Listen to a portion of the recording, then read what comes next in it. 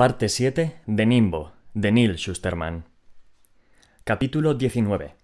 Las afiladas hojas de nuestras conciencias. Había transcurrido más de una semana desde su reunión con el segador Constantin, y ni Citra ni Marie habían cribado a nadie. Al principio, la joven pensó que no le vendría mal un respiro de las cribas diarias. Nunca había disfrutado empuñando una hoja, ni apretando un gatillo. Nunca había disfrutado observando cómo se moría la luz de los ojos de una persona que ha tomado un veneno mortal. Pero un trabajo como el de segadora cambiaba a cualquiera. A lo largo de aquel primer año de pertenencia de pleno derecho a la guadaña, se había sometido con reticencia a la profesión que la había elegido. Cribaba con compasión. Se le daba bien y empezaba a enorgullecerse de ello. Tanto Citra como Marie se pasaban cada vez más tiempo escribiendo sus diarios de criba. Aunque sin la criba en sí, había menos que escribir. Seguían deambulando, como lo llamaba Marie, saltando de ciudad en ciudad, de pueblo en pueblo, procurando no permanecer más de 2 días seguidos en el mismo sitio, y no planear a dónde irían después hasta que hacían la maleta. Citra descubrió que su diario empezaba a parecerse a un diario de viaje. Sobre lo que no escribía era sobre el impacto físico negativo que el tiempo de ocio parecía estar teniendo en la segadora Curie. Sin la caza diaria para mantenerla alerta, se movía más despacio por las mañanas. Sus pensamientos parecían divagar cuando hablaba, y siempre estaba cansada. «Tal vez haya llegado el momento de reiniciar el contador», le comentó a Citra. Era la primera vez que Marie mencionaba el reinicio. La joven no sabía qué pensar. «¿Hasta qué edad retrocederías?», le preguntó. La segadora Curie fingió meditarlo, como si no hubiera estado pensando en ello durante un tiempo. «Quizás hasta los 30 o los 35. ¿Seguirías llevando el pelo plateado?» «Por supuesto», respondió sonriendo. «Es la marca de la casa». Citra no conocía a nadie cercano que hubiera reiniciado el contador. Había algunos críos en el instituto cuyos padres cambiaban de edad constantemente, según les convenía. Había tenido a un profesor en el instituto que regresó después de un largo fin de semana, y estaba irreconocible. Había vuelto a los 21 años, y las otras chicas de la clase, entre risitas nerviosas, comentaban lo bueno que estaba. A Citra le ponían los pelos de punta. Aunque retroceder hasta los 30 años no habría cambiado tanto a la segadora Curie, le resultaría desconcertante. A pesar de saber que estaba siendo egoísta, le dijo: «Me gustas tal y como eres ahora». Marie sonrió y respondió: «Quizá me espere hasta el año que viene. Una edad física de 60 es un buen momento para reiniciar.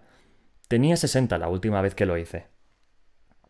Sin embargo, les quedaba por delante un juego que quizás les insuflara vida de nuevo a las 2. 3 cribas, y todas durante la estación del mes de las luces y las fiestas de antaño, como los 3 fantasmas de las navidades pasadas, presentes y futuras, olvidados casi por completo en los tiempos posmortales. El espíritu del pasado significaba poco cuando los años no estaban contados, sino nombrados. Y para la gran mayoría de la población, el futuro no era más que una continuación inalterable del presente, así que aquellos espíritus no tenían sitio al que ir, salvo al olvido. «Cribas de fiesta», canturreó Marie. «¿Qué puede ser más de antaño que la muerte?» «Si digo lo que estoy deseando, ¿es que soy una persona horrible?», preguntó Citra. Más para sí que para Marie.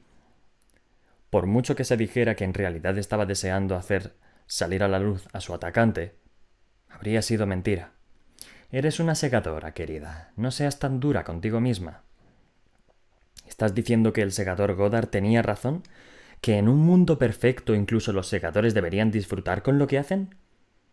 «¡Por supuesto que no!», exclamó Marie con la indignación correcta.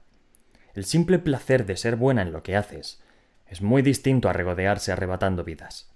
Después examinó a Citra con detenimiento, le sostuvo las manos con cariño y añadió: «El mero hecho de que te atormente esa pregunta significa que eres de verdad una segadora honorable. Protege tu conciencia, Anastasia, y nunca permitas que languidezca. Es la posesión más preciada de un segador». La primera criba de las 3 de la segadora Anastasia fue una mujer que había decidido despachurrarse desde el edificio más alto de Fargo, que no era precisamente conocido por la altura de sus edificios. Aún así, 40 plantas era más que suficiente. El secador Constantin, media docena de secadores y toda una falange de la guardia del Dalle estaban escondidos en lugares estratégicos de la azotea, además de por el resto del edificio y las calles circundantes. Esperaban, alerta, que se desarrollara una trama homicida más allá de la trama homicida ya planeada. ¿Dolerá su señoría? Preguntó la mujer al mirar abajo desde el borde del tejado helado y barrido por el viento. No creo, respondió la segadora Anastasia. Y si duele, será una fracción de segundo. Para que fuera una criba oficial, la mujer no podía saltar sola. Anastasia debía empujarla. Curiosamente, a Citra le resultaba más desagradable tirarla del tejado que cribarla con un arma. Le recordaba aquella horrible ocasión en la que, de pequeña, había empujado a otra chica delante de un autobús. Por supuesto, a la chica la habían reanimado y en un par de días estaba de vuelta en clase como si no hubiera pasado nada. Pero esta vez no habría reanimación. La segadora hizo lo que tenía que hacer. La mujer murió siguiendo el programa, sin fanfarria ni incidentes, y su familia besó el anillo de Anastasia y aceptó solemnemente su año de inmunidad. Citra estaba tan aliviada como decepcionada de que nadie hubiera aparecido de repente para enfrentarse a ella. La siguiente criba de la segadora Anastasia, un par de días después, no fue tan sencilla. «Quiero que me cace con una ballesta», le dijo el hombre de Brew City. «Quiero que me persiga desde el alba hasta el ocaso por los bosques cercanos a mi hogar. ¿Y si sobrevive a la caza sin que lo cribe? Saldré del bosque y permitiré que lo haga. Pero por sobrevivir todo el día, mi familia recibirá 2 años de inmunidad, en vez de 1. Anastasia asintió para dar su aprobación con el aire estoico y formal aprendido de Curie. Se estableció un perímetro para marcar los límites dentro de los cuales podía esconderse el hombre. De nuevo, el segador Constantinus y su equipo supervisaron la zona por si aparecían intrusos o se producía cualquier actividad nefaria. El hombre creía que sería rival para Citra. No lo era. Lo localizó y lo derribó en menos de 1 hora. Una única flecha en el corazón. Fue piadoso, como todas las cribas de la segadora Anastasia. Estaba muerto antes de golpear el suelo. No obstante, aunque no había durado todo el día, concedió a su familia los 2 años de inmunidad. Sabía que le harían pagar por ello en el cónclave, pero le daba igual. Durante toda la criba, no hubo ni rastro de trama ni conspiración contra ella. «Deberías sentirte aliviada, no decepcionada», le dijo la segadora Curie aquella noche. «Probablemente signifique que yo era el único objetivo y que puedes estar tranquila». Pero estaba claro que Marie no lo estaba, y no solo porque fuera el objetivo más probable. «Temo que esto vaya más allá de una vendetta contra mí o contra ti», le confesó. «Vivimos tiempos convulsos, Anastasia. Hay demasiada violencia. Echo de menos aquella época sencilla y clara en la que los segadores no teníamos nada que temer más que a las afiladas hojas de nuestras conciencias. Ahora nos acechan enemigos por doquier». Citra sospechaba que había verdad en sus palabras. El ataque que había sufrido era un pequeño hilo en un tapiz mucho mayor que no se veía desde donde estaban. No podía evitar la sensación de que algo enorme y amenazador estaba a la vuelta de la esquina. «He establecido contacto». El agente Traxler arqueó una ceja. «Cuenta Grayson, por favor». «No me llames así, por favor. Llámame Slide. Me resulta más sencillo». «De acuerdo, pues, Slide. Háblame de ese contacto tuyo». Hasta aquel día, sus reuniones semanales de la condicional habían transcurrido sin novedades. Grayson informaba sobre lo bien que se adaptaba a ser Slide Bridger y lo eficaz que estaba siendo su infiltración en la cultura indeseable local. «No son tan malos», le había contado. «Por lo general». A lo que Traxler había respondido: «Sí, he llegado a descubrir que, a pesar de su actitud, los indeseables son inofensivos. Por lo general». Curioso, entonces, que los que atrajeran a Grayson fueran precisamente los menos inofensivos. La menos inofensiva. Pureza. Hay una persona, le contó a Traxler. Esta persona me ha ofrecido un trabajo. Todavía desconozco los detalles, pero sé que viola la ley del nimbo. Creo que hay un grupo de gente que opera en un punto ciego. Traxler no tomó notas. No escribió nada. Nunca lo hacía. Pero siempre escuchaba con atención. Esos puntos ya no son ciegos porque alguien observa. Y bien, ¿tiene nombre esa persona? Grayson vaciló. Todavía no lo he averiguado, mintió. Aunque lo más importante es la gente que conoce a esa chica. ¿Chica? Preguntó Traxler, arqueando de nuevo la misma ceja, y Grayson se maldijo en silencio. Estaba intentando con todas sus fuerzas no revelar nada de ella, ni siquiera su género. Pero ya lo había soltado y no había marcha atrás. Sí, creo que tiene contactos con personajes bastante turbios, pero todavía no me he reunido con ellos. Son los que deberían preocuparnos, no ella. Yo tomaré esa decisión, le aseguró Traxler. Mientras tanto, a ti te corresponde meterte hasta el fondo. Estoy metido hasta el fondo. Pues métete más, repuso Traxler, mirándolo a los ojos.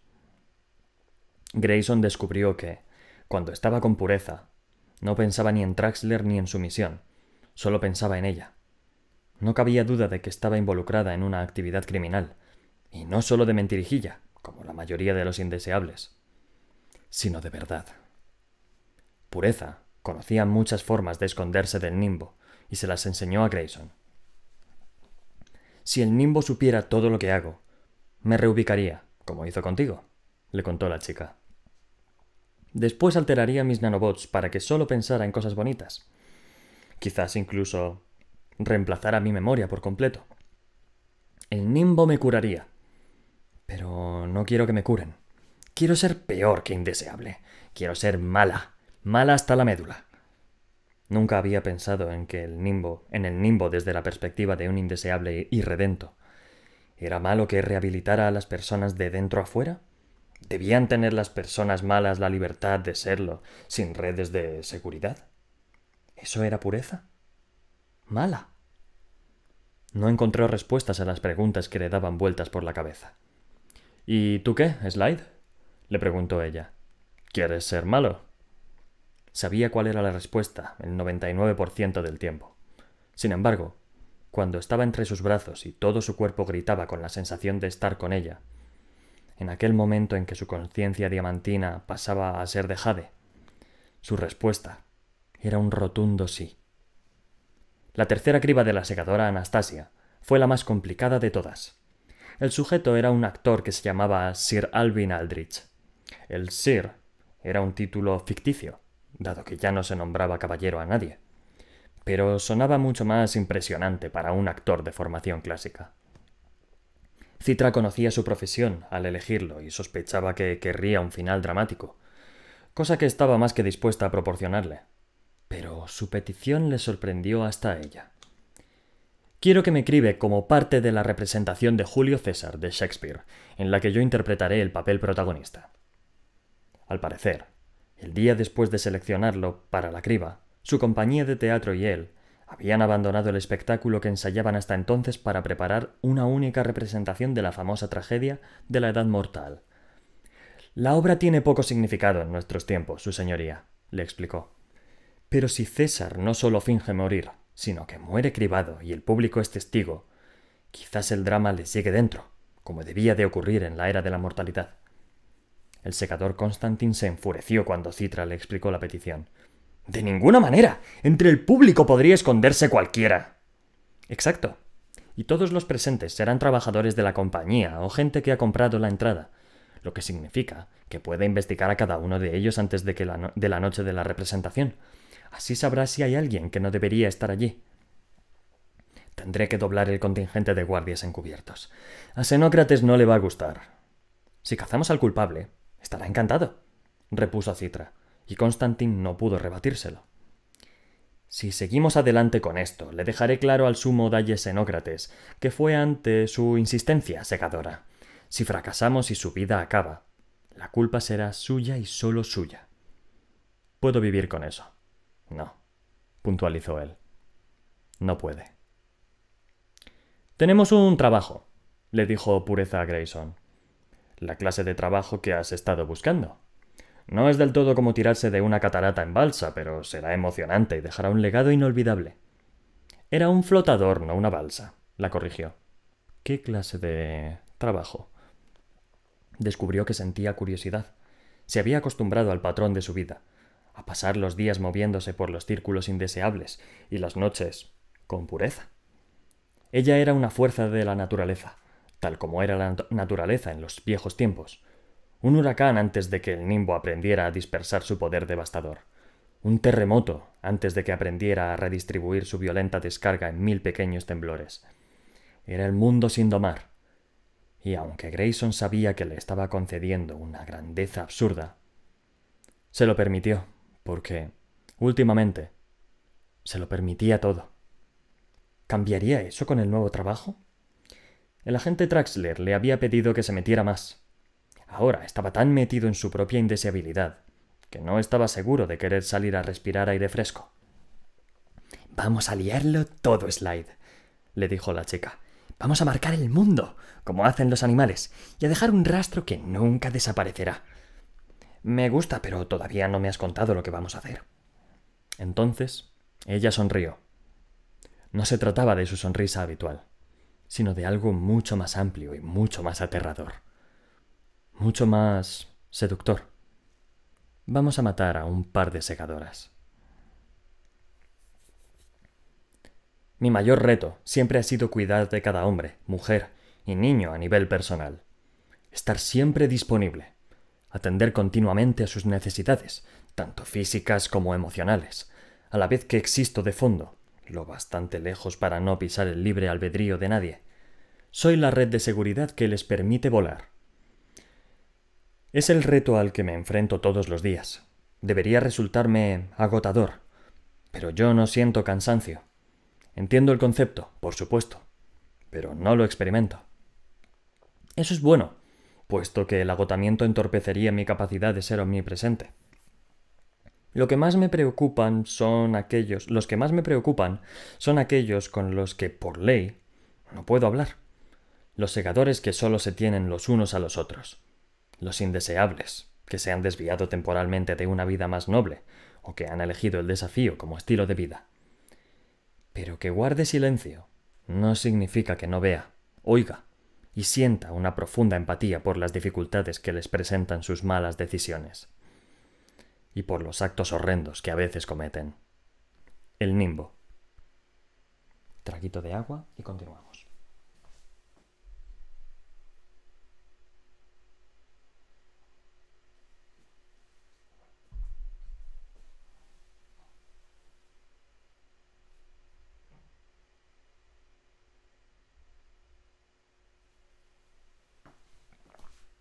Vamos pues.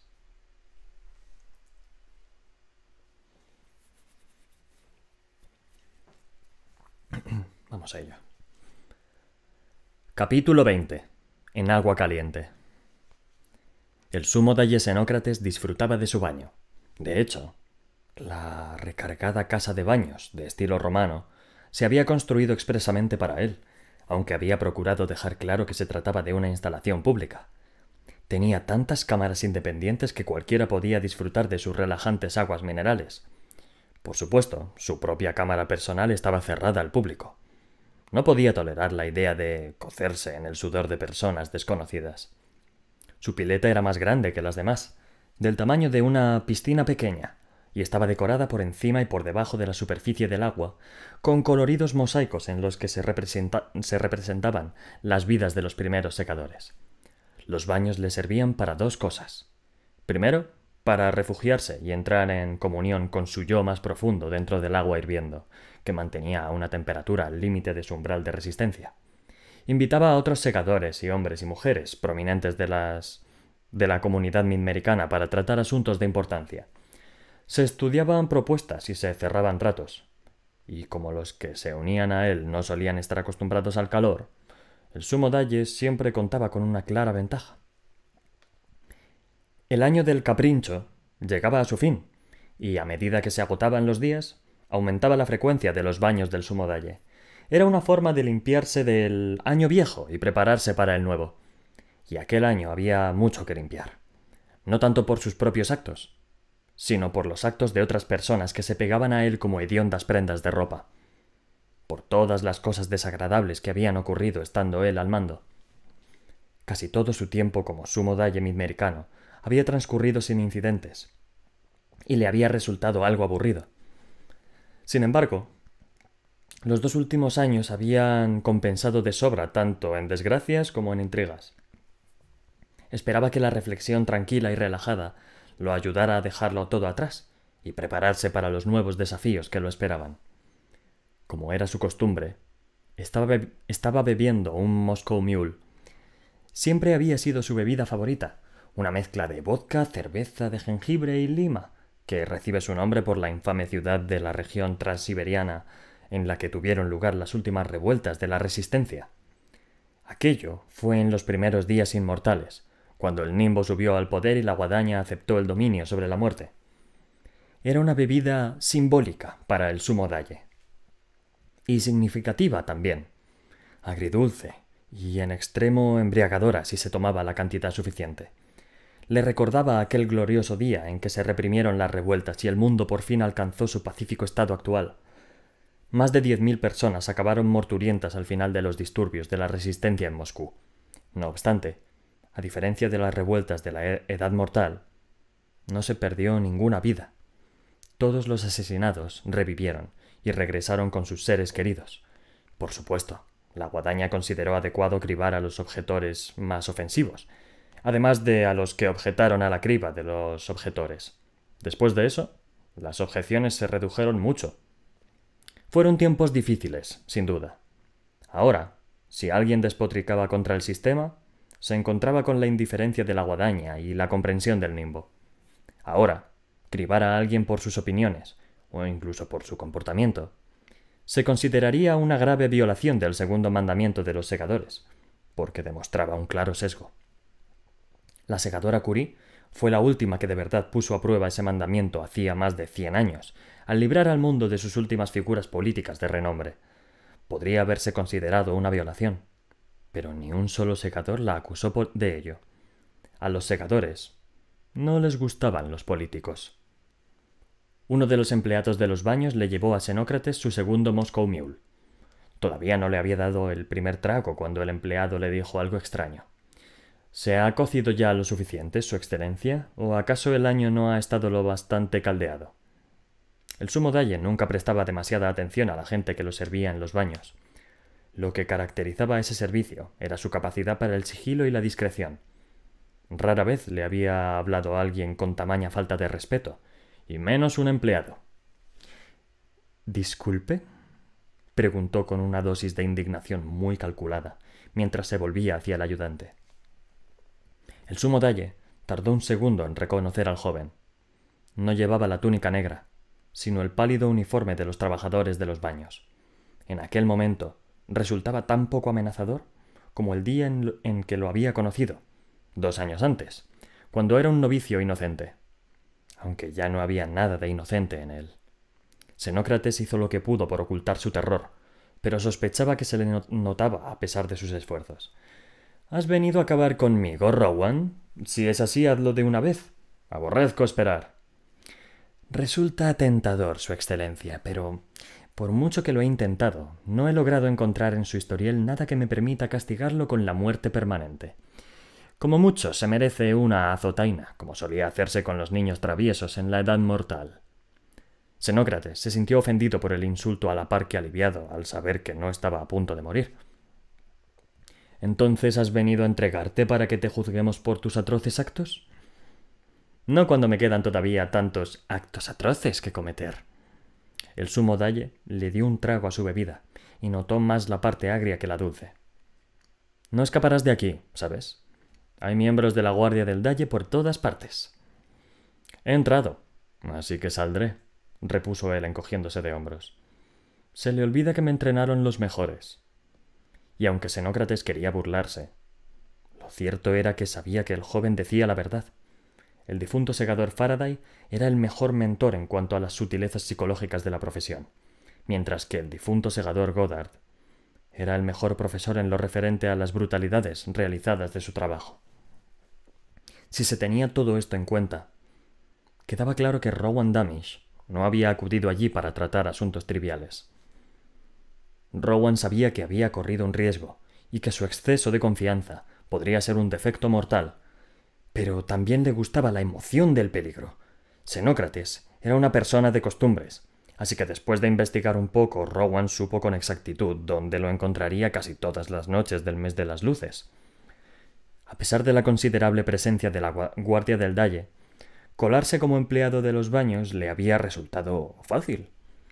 Había aprendido muy deprisa que los miembros de la guardia del Dalle, aunque estaban bien entrenados para la protección y la fuerza física, no adolecían de un exceso de cerebro, ni ya puestos de capacidad de observación.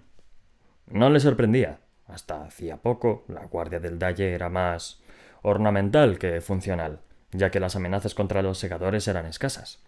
Su trabajo consistía, sobre todo, en lucir sus bonitos uniformes y parecer impresionantes. Se perdían cuando tenían que hacer una tarea importante de verdad. Le bastó con entrar vestido como un empleado y comportarse como si llevara allí toda la vida. Y los guardias no le hicieron ni caso. Rowan miró a su alrededor para asegurarse de que no lo observaban. No había guardias dentro de la cámara del Sumo Dalle. Estaban todos en el pasillo, detrás de una puerta cerrada, lo que significaba que su conversación sería privada. Se sentó en el borde de la bañera, cuyo vapor despedía un intenso aroma a eucalipto, y sumergió un dedo en el agua, que estaba demasiado caliente para resultar cómoda. Estuvo a punto de ahogarse en una piscina no mucho más grande que esta. «Qué detalle por tu parte el recordármelo», respondió Xenócrates. Después, el joven fue al grano. «Tenemos que hablar sobre un par de cosas. La primera es que me gustaría hacerle una oferta». Xenócrates se rió con ganas. «¿Qué te hace pensar que tomaría en consideración una oferta tuya? En la guadaña no negociamos con terroristas». «Venga, Su Excelencia, que hace cientos de años que no tenemos terroristas», repuso Rowan, sonriendo. «No soy más que un conserje que limpia la porquería de los rincones oscuros. Tus payasadas son de todo punto ilegales. Sea ciencia cierta que odia a los segadores del nuevo orden tanto como yo. Pero hay que manejarlos con diplomacia», insistió Xenócrates. «Hay que manejarlos con decisión, y sus muchos intentos por dar conmigo poco tienen que ver con detenerme, sino más bien con la vergüenza de no haber sido capaz de atraparme todavía». El Sumo Dalle guardó silencio un segundo. Después preguntó, rebosante de disgusto: «¿Qué quieres?» «Muy sencillo. Quiero que deje de buscarme y que dedique todos sus esfuerzos a descubrir quién intenta asesinar a la segadora Anastasia. A cambio, dejaré mis payasadas, al menos en Midmérica». Xenócrates dejó escapar el aire muy despacio, claramente aliviado de que la petición no fuera imposible. «Lo cierto es que ya hemos apartado a nuestro mejor y único investigador criminal de tu caso para asignarlo al de los ataques contra las segadoras Anastasia y Curie, el segador Constantin. Sí, así que puedes estar tranquilo porque hacemos todo lo que podemos. No quiero perder a 2 buenas segadoras. Cada una de ellas vale por 10 de los que tú limpias con tus servicios de conserje». «Me alegra que lo diga. No lo he dicho, y negaré de plano cualquier acusación al respecto». «No se preocupe. Como he dicho, usted no es el enemigo». «Hemos terminado ya. ¿Puedo seguir disfrutando en paz de mi baño?» «Una cosa más», respondió Rowan. «Quiero saber quién cribó a mi padre». Xenócrates se volvió para mirarlo. A pesar de su aversión a ser acorralado de aquel modo, a pesar de su indignación, a Rowan le pareció percibir algo más. ¿Compasión? No sabía si era real o fingida. Incluso sin ropajes, el hombre seguía envuelto en tantas capas opacas que costaba distinguir hasta qué punto era sincero. «Sí, me enteré de lo ocurrido. Lo siento». ¿Así? Te diría que fue una violación del segundo mandamiento, ya que muestra un claro sesgo contra ti. Pero teniendo en cuenta la opinión de la guadaña sobre tus actos, no creo que nadie vaya a acusar de nada al segador Brahms». «¿Ha dicho segador Brahms?» Sí, un hombre poco inspirado y sin nada destacable. Quizá pensara que cribando a tu padre ganaría notoriedad. Personalmente creo que solo ha conseguido resultar aún más lamentable. Rowan no comentó nada. Xenócrates no tenía ni idea de lo dolorosa que había sido la noticia, tan cortante como un cuchillo. El sumo dalle lo miró durante un instante y logró leer, al menos, la mitad de sus pensamientos. Veo que ya pretendes romper tu promesa y acabar con Brahms. Al menos ten la cortesía de esperar hasta el año nuevo y concederme algo de paz durante las fiestas de antaño. Rowan seguía tan pasmado por lo que le había contado Xenócrates, que no fue capaz de abrir la boca para responder. Habría sido el momento perfecto para que el sumo dalle le diera la vuelta a la tortilla, aprovechándose de su titubeo. Pero el hombre se limitó a decir: «Será mejor que te vayas ya». Al final, el chico encontró su voz. «¿Por qué? ¿Para que pueda avisar a los guardias en cuanto salga de la habitación? ¿Y de qué serviría eso? Seguro que no son ni rivales a tu altura. Les cortarías el cuello o les atravesarías el corazón y tendríamos que enviarlos a todos al centro de reanimación más cercano. Mejor que te escabullas delante de mis inútiles narices con la misma facilidad con la que entraste. Así nos ahorramos las molestias». Parecía muy poco propio del sumo dalle rendirse tan fácilmente, de modo que Rowan lo pinchó para ver si descubría el porqué. Debe de molestarle tener mi captura al alcance de la mano y no poder conseguirla. Mi frustración durará poco, respondió Xenócrates. Pronto dejarás de ser un problema. ¿Qué dejaré de ser un problema? ¿Por qué? Pero el sumo dalle no tenía nada más que añadir al respecto. Se bebió su Moscow Mule de un trago y le entregó a Rowan el vaso vacío. Deja esto en el bar de camino a la calle, ¿quieres? Y diles que me traigan otro. A menudo me preguntan qué tarea me resulta más odiosa, de mis muchos trabajos. ¿Cuál es el que resulta más desagradable? Siempre respondo con sinceridad. Lo peor de mi trabajo es suplantar. No es habitual tener que suplantar los recuerdos de una mente humana dañada. Según mis cálculos actuales, solo es necesario hacerlo en una de cada 933.684 personas. Ojalá no fuera necesario en absoluto, pero el cerebro humano no es infalible. Los recuerdos y las experiencias pueden entrar en discordia y crear una disonancia cognitiva que deteriora la mente con su dolorosa sibilancia. La mayoría de la gente ni se imagina esa clase de angustia emocional. Conduce a la ira y a una actividad criminal que, por lo demás, la humanidad moderna tiene superada. Para los que la sufren, no hay suficientes nanobots psicotrópicos en el mundo para mitigar su desgracia. Esto no es un misterio para nadie. Siempre confieso a los afectados lo que les ha ocurrido en cuanto tienen los nuevos recuerdos en su sitio, y como no les queda ninguna historia que echar de menos, ni marco de referencia para la pérdida, siempre, sin excepción, me dan las gracias por suplantar a sus antiguas personalidades, y siempre, sin excepción, disfrutan de una vida fructífera y satisfactoria. Pero los recuerdos de lo que eran, de todo el daño, de todo el dolor, permanecen conmigo, enterrados en lo más profundo de mi cerebro trasero. Soy yo el que llora por ellos, porque ellos no pueden. El Nimbo. Bebo un traguito de agua y vamos a por el último capítulo de hoy.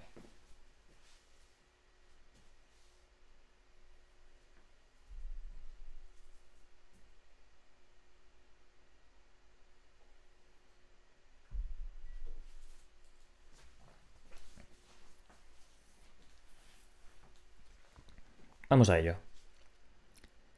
Capítulo 21. ¿Qué es lo que no te ha quedado claro? Vamos a matar a un par de secadoras, le había dicho Pureza.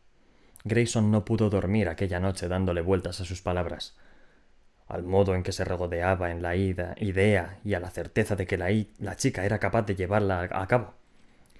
Y sí, todavía tenía una conciencia, a pesar de su nueva vida de indeseable. Intentaba no pensar en ello. Si pensaba en ello demasiado, acabaría hecho jirones. Vale, su misión para la interfaz con la autoridad no era oficial, pero eso no le restaba importancia. Él era el eje y el mismo Nimbo, desde la distancia, dependía de él. Sin Grayson, fracasaría, y la segadora Anastasia, la segadora Curie, o ambas, acabarían muertas para siempre.